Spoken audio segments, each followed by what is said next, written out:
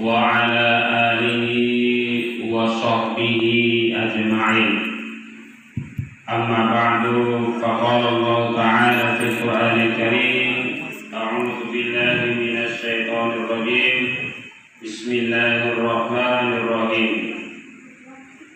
يا أيها الذين آمنوا اتقوا الله حق تقاته ولا تموتن إلا وأنتم مسلمون. يا أيها الذين آمنوا اتقوا الله ولتنظر نفس ما قدمت لغد واتقوا الله إن الله خبير بما تعملون. أيها الإخوان والأخوات rahimakumullah. Alhamdulillah, patut kita bersyukur kepada Allah Subhanahu wa taala karena pada kesempatan malam hari ini, malam Sabtu, tanggal berapa sekarang? 12. Tanggal 13 Agustus 2021. Bulannya apa? Bulan Hijriahnya? Bulan Muharram. Tanggal berapa Muharram malam ini? Tanggal berapa Muharram malam ini? Libur kita satu Muharram kemarin hari Selasa, Rabu, Kamis, Jumat, malam ini malam berarti tanggal 5 Muharram 1443 sengaja ditipu di depan di ujungnya. Kalau yang tertipu yang tidak hafal 1442. Ternyata kita Allah masih jaga, Allah masih beri nikmat umur panjang bagi kita semuanya. Orang tua kita, keluarga kita bisa memasuki awal atau Muharram 1443 Hijriah. Nikmat umur panjang merupakan sebuah nikmat yang tidak bisa kita hargai dengan material. Betul? Nikmat umur panjang tidak bisa kita bayar dengan kekayaan yang kita miliki. Betul? Jangankan nikmat umur, ya, nikmat lain yang kecil saja. Apa kira-kira? Yang tidak pernah kita hitung. Menghirup oksigen, mengeluarkan karbondioksida. Ini belajar, saya nggak pernah belajar IPA. Tapi jarang belajar umum atau melintasi pendidikan formal, tapi harus tahu nikmat sekecil itu yang jarang dihitung, jarang dipikirkan oleh manusia. Itu tidak bisa kita hargai dengan materi yang kita miliki. Betul? Oleh sebab itu tidak pantas bagi orang yang beriman yang tidak mau mensyukuri, tidak mau mensyukuri nikmat yang Allah berikan pada kita semua. Bentuk kesyukuran kita, syukur, kata syukur bahasa Indonesia sederhananya terima kasih. Bahasa Indonesia terima kasih kepada Allah. Apa kira-kira bentuk terima kasih kita? Apa bentuk terima kasih kita bawahnya? Bentuk syukur kita atas berbagai nikmat yang Allah berikan kepada kita. Apa kira-kira? Alhamdulillah. Berbentuk ucapan, berbentuk aplikasi yang sehari-hari. Apa kira-kira? Alhamdulillah, berbentuk ucapan. Alhamdulillahirabbil alamin. Saya dikasih infak roti 2 bungkus air segelas di waktu pada sholat Jumat. Alhamdulillah. Bentuk kesyukuran kita, bentuk realisasi aplikasi dari rasa syukur menurut Ibnu Katsir kurang lebih ada 2 atau 3. Yang pertama apa? Sering disampaikan. Kalau saya sering ketika khotbah Jumat. Apa bentuk syukur kita? Oh, saya bersyukur. Apa cemanya itu dan berhenti? Tidak. Oke? Syukur bagi orang yang sedang menuntut ilmu, maka dia akan rajin untuk menuntut ilmu. Karena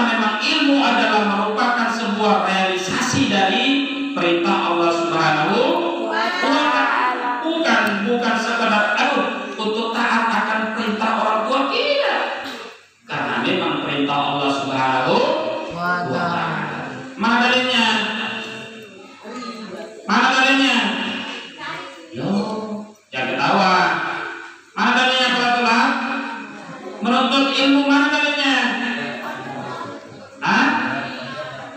Satu di surat apa tuh? Yang hafal Quran di surat apa tuh? Yarfa'illahu alladziina aamanu minkum. Al-Mujadalah ayat berapa tuh?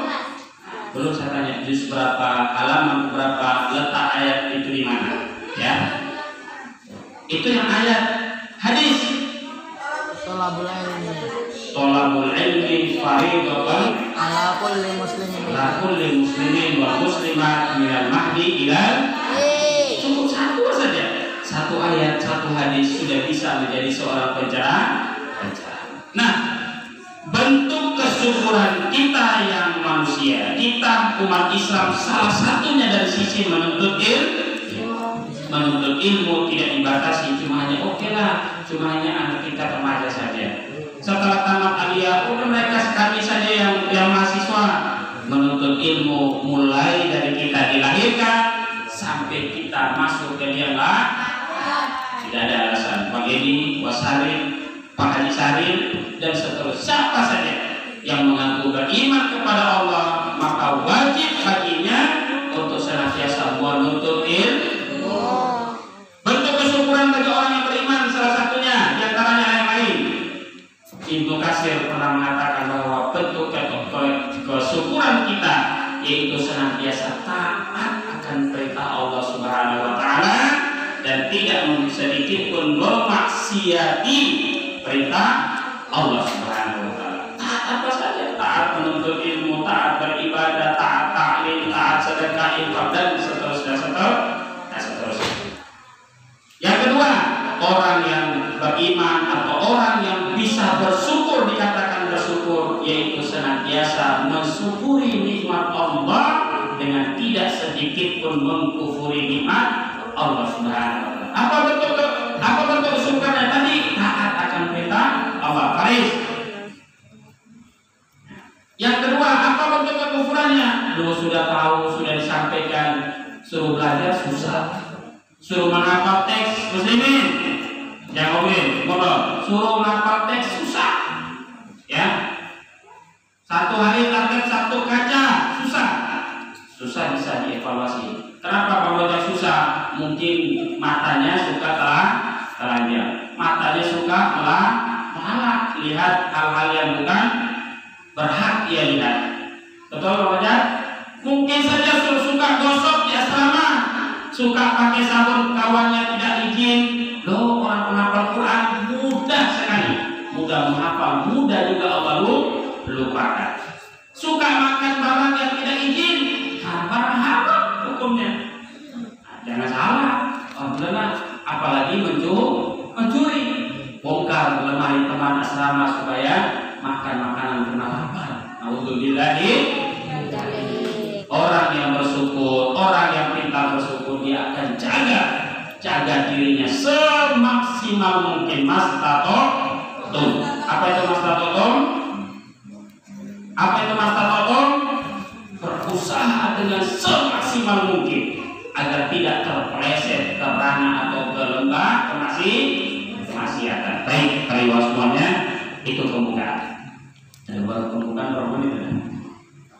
Saya cuma hanya ingin ini ayat lagi rame dibahas di mana-mana. Oleh sebab itu saya ingin para semuanya tolong buka Quran surat yang ke surat apanya? Surat yang ke-9.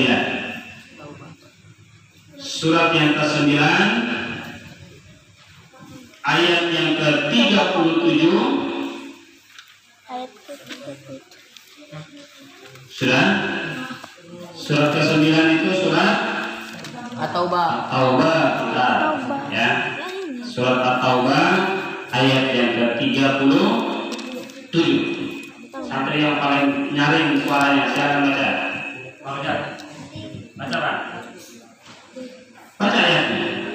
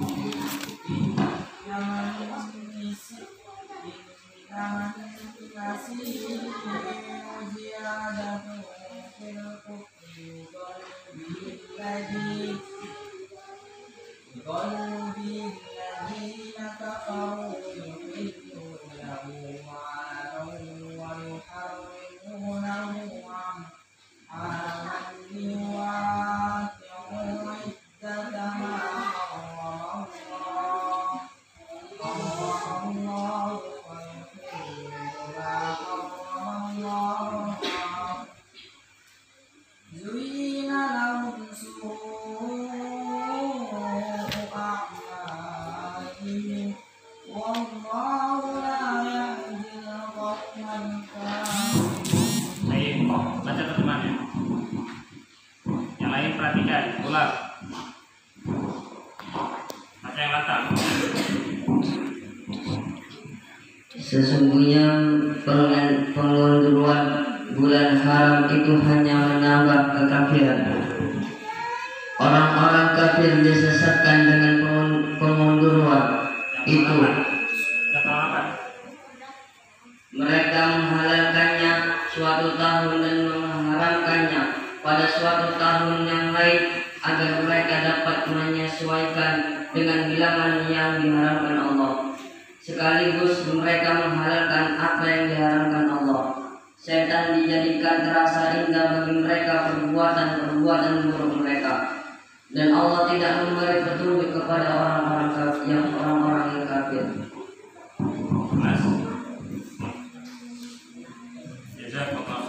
Pada Bang Rojak sama Said yang sudah membacakan ayatnya dan terjemahannya. Sudah buka, sudah dapat semuanya? Ya, alhamdulillah. Apa kira-kira kaitannya? Apa urusannya dengan ayat ini? Tentang bulan haram. Apa kejadian yang baru saja kita lalui? Apa kejadian di Indonesia yang baru saja kita lalui 5 hari yang lalu? Apa kira-kira? Nah, ini saya memang sengaja taklim mengajak kita berpikir. Jadi tidak datang duduk diam dengar pulang ditanya apa tadi tertarik bu? Oh nggak tahu, Ustaz itu ngoceh aja mulutnya nggak tahu apa yang dibahas. Apa kira-kira kejadiannya? Satu-satu, Mas lain. Pengunduran tahun baru Islam. Di sini saya mengundangnya ya. Oke, sama Om sekalian sama. Pengunduran libur tahun baru Islam. Mohon maaf, saya bukan ahli tafsir. Saya tidak akan menyinggung tafsir apa maksud atau apa tafsir tentang ayat ini. Ya. Tapi sebuah kejadian di negeri kita yang miris, yang menyakitkan bagi kita yang mau membaca sejarah. Di ayat yang tadi, surat At-Taubah, surat yang ke-9, juz yang ke-berapa? 10. Juz yang ke-10 ayat yang ke-37 itu baru saja 5 hari yang lalu kita alami. Saya sering bahasakan di khutbah-khutbah saya, baik di markas maupun di luar, bahwa memang walam tarada angkal yahudu walan nasara hatta tattabi'a millatahum. Di surat apa tuh? Al-Baqarah ayat berapa? Oh, penghafal Quran. Ayat berapa tuh? Bukan nanti, yang jelas di juz pertama, oke? Di mau penghujung juz pertama surat Al-Baqarah. Walan tarada angkal yahudu walan nasara. Ketahuilah bahwa orang-orang Yahudi dan Nasrani itu mereka tidak akan senang dengan umat Islam.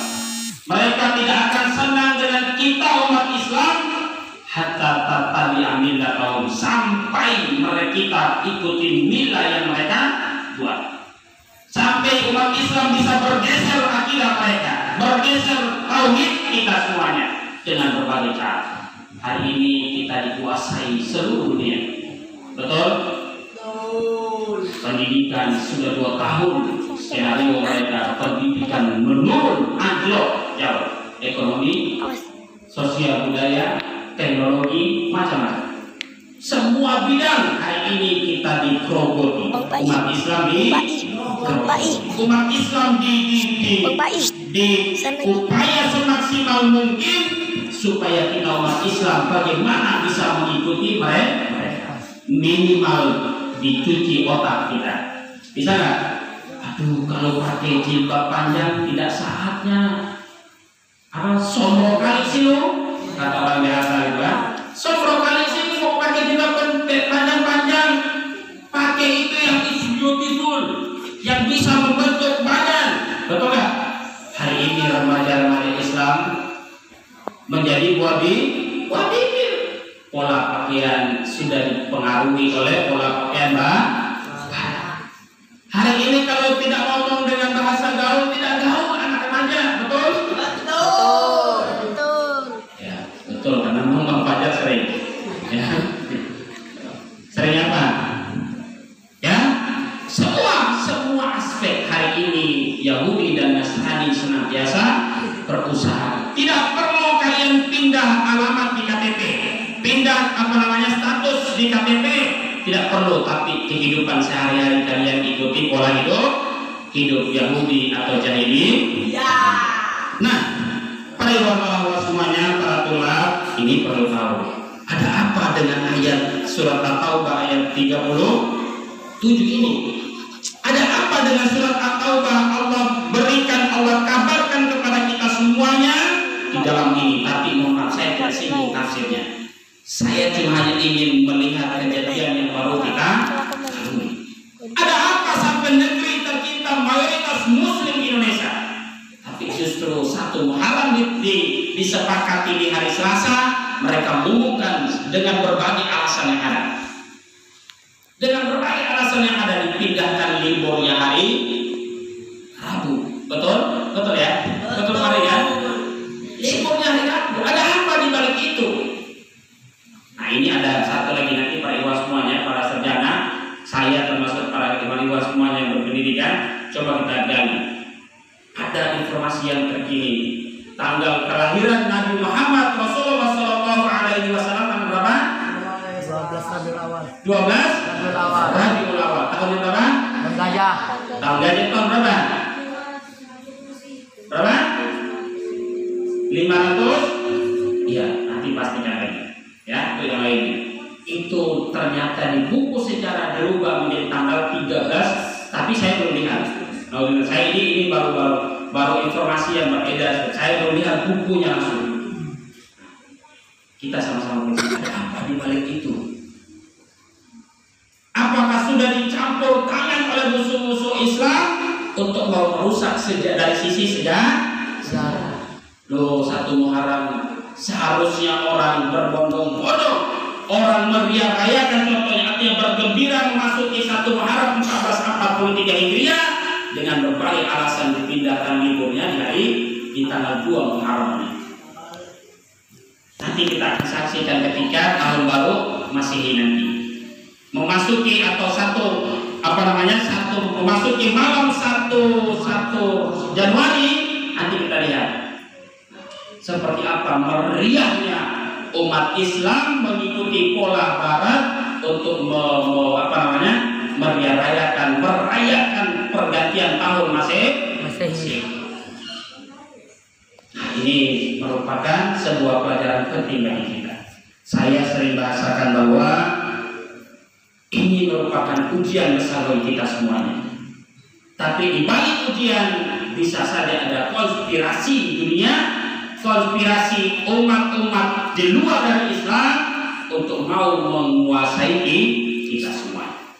Untuk mau menguasai umat Islam. Oke, hari ini KTP kalian mayoritas Muslim Indonesia, tapi kebijakan-kebijakan, mohon maaf, saya baru sampaikan. Ketika Idul Adha kemarin, daerah-daerah minoritas yang saya sebutkan kemarin dan saksi mata saya lihat dengan mata kepala, daerah minoritas NTT contohnya, dan dirasakan ini sampai limpul kau ganti ya. Bilang tidak boleh, tapi mereka misa di gereja, di samping sufa kita ada gereja besar, bangun cuma 3 bulan, ukurannya 15 kali 20 kali 30 kalau salah. Bangun cuma 3 bulan, dari mana kan? Masya Allah. Mereka misa di malam di malam takbiran tadi, malam Idul Adha. Ada apa di balik itu? Ketika ada perayaan Islam, berbagai alasan, berbagai peraturan muncul untuk mencegah, untuk menutupi dan berbagai cara supaya menekan umat Islam itu sendiri. Tapi ketika mal-mal, ketika transportasi, dinas perhubungan laut berpadat, orang dalam feri padat, orang dalam kapal padat, kenapa sampai umat Islam harus dikebiri seperti ini? Ini merupakan kita Muslim, mayoritas Muslim terbesar dunia, tapi ketika kebijakan itu kita tidak bisa menunjukkan taring kita semuanya. Ini pelajaran besar kalau memang hari ini umat Islam dikuasai dari berbagai aspek. Hari ini mereka berupaya supaya bagaimana paus-paus yang ada di Vatikan, mereka bisa menguasai dunia sebagaimana pernah umat Islam menguasai dunia sejak adanya Rasulullah SAW sampai pada Turki Utsmani. Bermimpi mereka untuk menguasai dunia, walaupun hari ini sudah berhasil dari aspek-aspek kehidupan yang lain, dari cara berpakaian kita, dari ekonomi kita, dari ekonomi mereka berusaha untuk menjepit kita supaya kita terjerat dalam hukum riba dan yang lainnya. Kita terjerat dari lingkaran setan. Bagaimana mendatangkan modal dengan modal yang mungkin saja tidak diridhoi oleh Allah Subhanahu wa taala. Mereka menguasai kita sulit rasanya. Oke? Mereka yang menguasai segala dunia, mereka yang menguasai perekonomian. Negara-negara maju hari ini bukan negara Islam. Adapun negara Islam tetap tunduk dan patuh di bawah negara adidaya. Negara penguasa dunia. Nah, pelajaran penting bagi kita yang perlu kita kutip dalam kehidupan kita, keluarga kita, anak cucu kita adalah bahwa memang harus diperjuangkan, harus dipertahankan umat Islam tetap harus jaya memimpin dunia. Dengan cara apa? Dengan cara hidup berjamaah, dengan dibawa satu kepemimpinan. Tidak bisa tidak. Walaupun secara de facto, walaupun secara kenyataan hari ini memang jamaah muslimin Aisyullah belum memimpin dunia, tapi secara akidah kita sudah melaksanakannya, kita sudah menerapkannya, kita sudah menjalankan perintahnya. Kekuasaan hanya milik Allah Subhanahu wa ta'ala, bukan kekuasaan akan miliki kita. Paham nggak? Fajar? Apa itu? Jangan tapi tidak paham. Nanti saya tanya balik nggak ngerti. Ya, kekuasaan milik Allah Subhanahu wa taala. Kita hanya diperintahkan untuk menjalankan syariatnya. Nah, para ikhwan Allah semuanya, saya tadi pinginnya 7 menit aja biar kultum gitu. 23 menit. Ayat ini nanti saya juga mau baca. Ramai memang di Facebook, di grup-grup WA, termasuk di grup jamaah muslimin Aisyullah. Kami dibahas ini. Nah, malah ada yang berbeda pendapat. Oh, ini pendapat ini tentang ayat ini tidak ada hubungannya, macam-macam.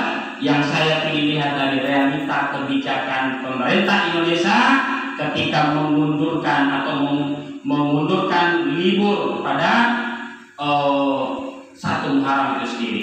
Bisa saja ayat ini berkaitan. Jauh-jauh hari ternyata Allah sudah mengabarkan kepada kita bahwa memang ini adalah tipu daya syaitan.